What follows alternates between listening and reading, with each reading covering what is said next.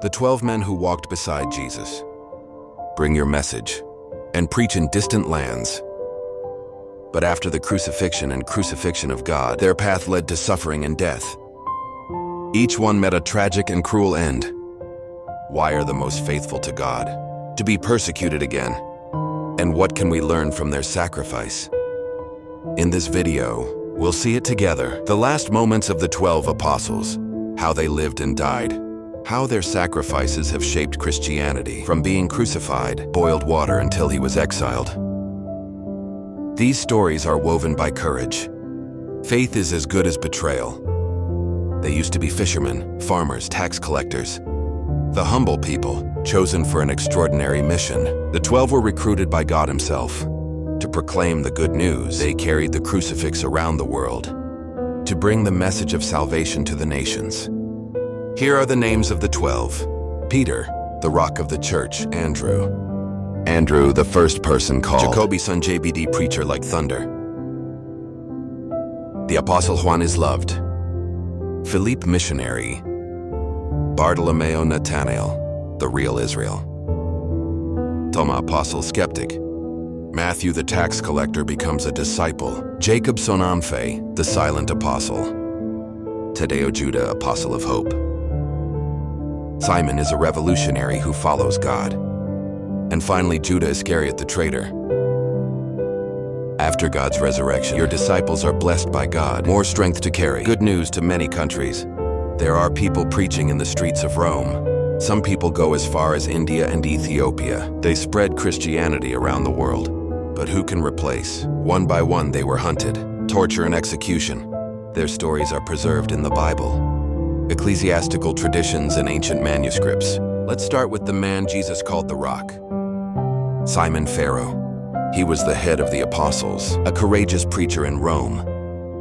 But under Emperor Nero's reign, Christians have become targets of persecution. 64 AD. A great fire that consumed Rome. Black, slander Christians and launch a brutal persecution. Peter was arrested and sentenced to death. He was hanged on the cross, but he asked to be nailed upside down. He wanted to show respect for his teacher. You think you don't deserve to die? In the same way as Jesus, courage and faith, his faithfulness echoed forever after. Part of his bones, it is now kept in St. Peter's Basilica. And thanks to Pope Francis, relics of St. Peter, it was the first time it was displayed in public. At the end of 2013, second apostle Andre is Pharaoh's brother. He brought the message of Christ to Greece. Here he converted many of his followers, but his teaching displeased the Roman government. He was arrested and sentenced to crucifixion. However, instead of being crucified on a traditional cross, he was tied to an X-shaped cross. For 2 days, hanging on the cross, Andre continued to preach incessantly until you take your last breath. His spiritual legacy, later especially honored in the country of Scotland, where pious people choose to have X-shaped crosses right on their flag. Third apostle Jacoby, his son JPD, together with his brother Juan.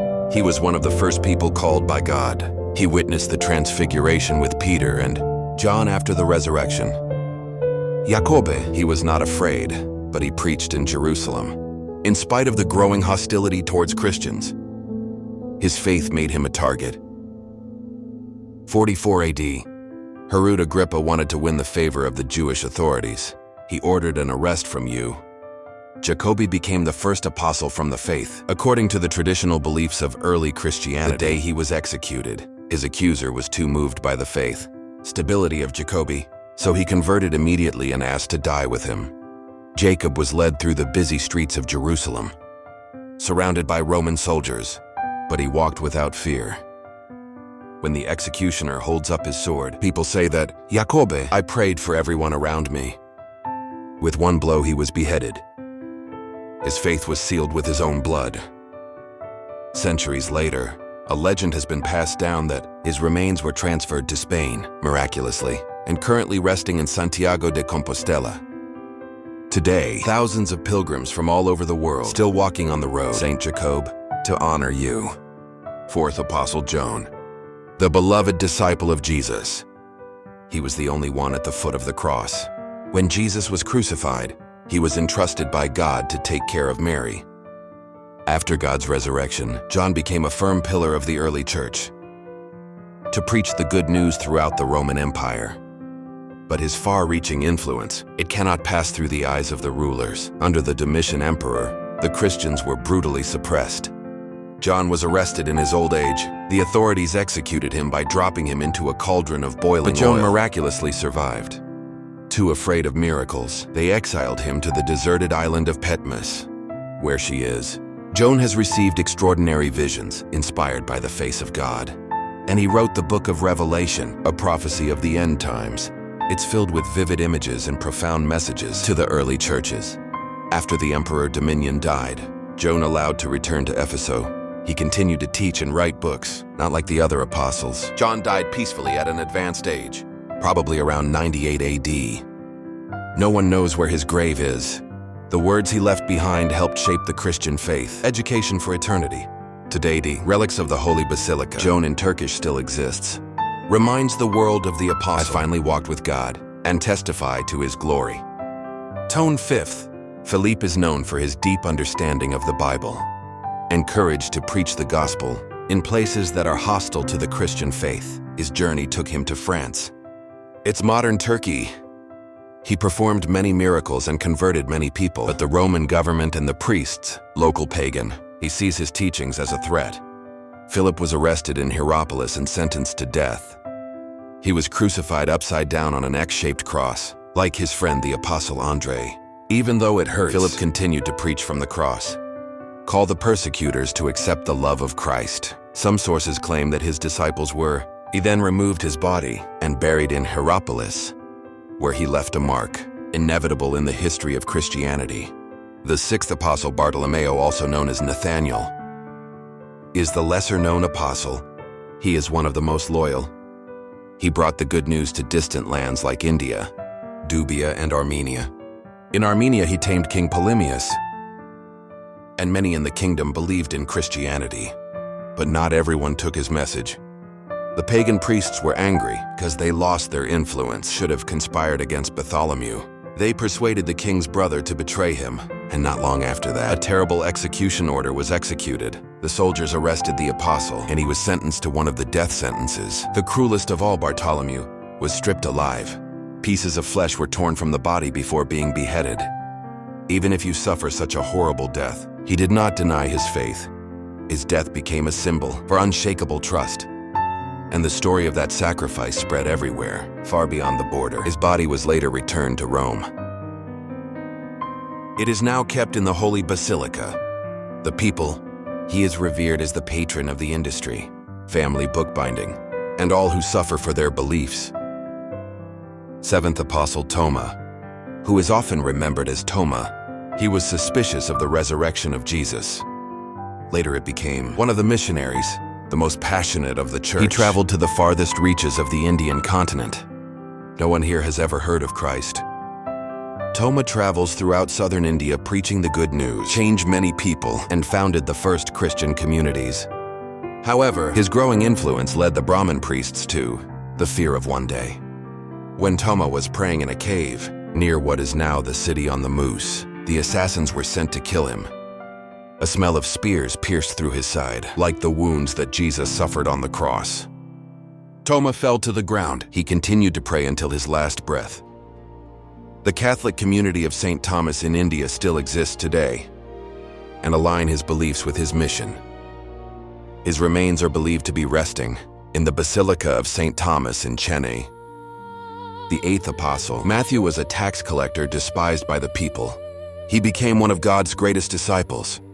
After seeing God resurrected, he devoted his whole life to preaching the good news. He carefully recorded the teachings of Jesus. He wrote the Gospel according to St. Matthew. It's one of those widely read books, most widely in history. Humanity. His missionary journey took him to Ethiopia, where he preached to both the nobility and the common people. Many have returned to religion, including a king of a small country. The success of Matthew made the pagan priest in the land angry. They see their power disappearing. They are determined to stop him at all costs. They instigated the new king to order Matthew's execution, and then he was stabbed with a sword while celebrating Mass. His blood fell on the altar he had just stood on and preached the love of Christ. Even though you can never speak again, his words live forever. The good news. Matthew becomes one of the platforms, the solid doctrine of Christianity. It has guided generations of believers through the centuries. To this day, he is revered as a saint, patron of tax collectors and accountants. His relics are now venerated in the tomb of Salerno, under St. Matthew's Basilica in Italy. The ninth apostle, Jacob Anphi, is often called Jacob Little. He was a key leader in the early church, Jerusalem, leading the community in the midst of trials and persecution. It is his loyalty to Christ that put him at odds with religious leaders, Jewish, who see Christianity as a dangerous threat. According to tradition, Jacobi was put on the council. It was the same council that condemned Jesus. They ordered him to renounce his faith. When you don't listen, they dragged him to the top of the temple. He was forced to publicly renounce Christ before the people. Instead of denying you, publicly profess that Jesus had risen. Angry at that resilience, the guards threw him down from the highest part of the temple. But you're not dead. Lying in pain on the ground, he kept praying. A stranger came up and hit him in the head with a stick. The end of the saint's life. His last words were forgiveness. Just as the good news he preached, his relics are now located in the Church of the Saints, Toys and Trevi district, Rome, next to St. Philip. The 10th apostle, Judah, is also known as Taddeo. He was one of Jesus' most faithful apostles. His name is often confused with the traitor Judah Iscariot. He was with the 11th apostle Simon, zealously went to preach to Persia. They have converted many people there, bringing thousands of souls to the light of Christ. But the local religious leaders, there is no way to accept a new religion. They see Christianity as a threat to ancient traditions. In their old days, they asked the Persian king to oppress them, and Judah and Simon were arrested. When forced to give up faith, they were determined not to deny their teacher. Judah was beaten to death with a stick. Simon was cut in half. But the cheating, the priest's evil, could not stop the spread of the good news. On the contrary, your death has become a fire. Light up the faith for many souls. Today, St. Judah, many people respect. The glass is the patronage of those in need. The remains of the two saints were later returned to Rome, and the relic is in St. Peter's Basilica, a place to honor witnesses of faith. He shed his blood for the good news. And the 12th apostle, Judah Little Iscariot, will forever be remembered as traitor. He's the money keeper for the team. He followed God and saw miracles. Listened to the powerful teachings, but maybe greed and frustration, or maybe there's a deeper darkness in the soul. He led you to betrayal. He conspired with the high priests, and for 30 pieces of silver, he sold God to those who wanted to kill him at the funeral. Judah quietly left the table. Then in the oil garden, he approached God and kissed him to signal the Romans to take you away. Jesus was captured, and from that moment on, the wheel that led to the cross began to roll. But Judah finds no satisfaction in the act of betrayal. Seeing God suffer, his conscience began to bite very violently. In repentance, he threw the money into the temple, but the priest refused to accept it and called it blood money. Then Zilda strangled herself.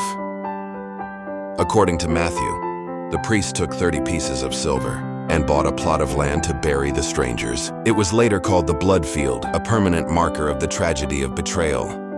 Book of Apostolic Affairs, chapter 1, verse 18 is about the last minute of Judah in a more sinister way. To emphasize the tragic consequences of his choice to betray him, he bought a field with a reward for his wickedness, and he fell on his head and he blew up in the middle, and all of his guts gushed out, implying that he threw himself down from above. Death, not accidental death. Different from the other apostles, those who have found redemption in death because of religion. Judah's fate was marked by extreme despair. It's also a lesson for future generations about the wrong choice and the destructive power of guilt. It is a sin not to be led to forgiveness. The death of the apostles. These are the most moving stories of faith and sacrifice. But how do we know what really happened to them? Book of Apostolic Affairs. It was written by St. Luca that recorded Jacobi's suicide, and JBD, as well as his imprisonment, and the judgment of Peter and Saul. However, the deaths of many other apostles are recorded mainly in sources later, like the works of Lecbius, the first great church historian, and the ancient Christian texts, like the work of Peter or the work of Thomas. Even Roman historians like Tacitus and Suetonius. They also confirmed that Christians were violently massacred under Emperor Nero, who blamed them for the big fire in Rome. These writings reinforce the popular belief that Peter and St. Paul, he was executed in Rome. But those deaths didn't extinguish Christianity. The more I practiced my faith, the apostles' sacrifice became a source of inspiration. Urged believers to persevere in the midst of persecution storms. Their courage to be the spiritual fulcrum of the early church, that the message they preached, it is worth giving your life. After just a few centuries, Christianity from a small persecuted group has spread throughout the Roman Empire. It was the empire that wanted to eradicate that faith, finally received it. With the Milan Decree of 313, Emperor Constantine legalized Christianity, and later that faith became the state religion of Rome. The greatest lesson the apostles have left us, it's trust in the midst of adversity. They persist, refuse to be imprisoned, tortured, or executed. They never deny their belief in God. They're not people who cling to a lie. They're living witnesses, people who have actually met the resurrected and willing to lay my life on the truth. The legacy of the apostles lives on. Relic bodies and churches are dedicated. You are proof of the price they paid to bring the good news to the whole earth. Their painful death, it's not the end. It's the foundation on which to build Christianity. You have proven that, according to God, Christianity is not about seeking power or reward. It is to serve others. Honest and faithful to your calling, they dared to live and die for a love that never fades. Their devotion has inspired many to stand firm, even in the darkest of times. The teachings, they are kept in the Gospels and epistles, continue to guide millions of people today. Finally, the apostles remind us that true faith requires courage, persistence, and a complete trust in God's plan.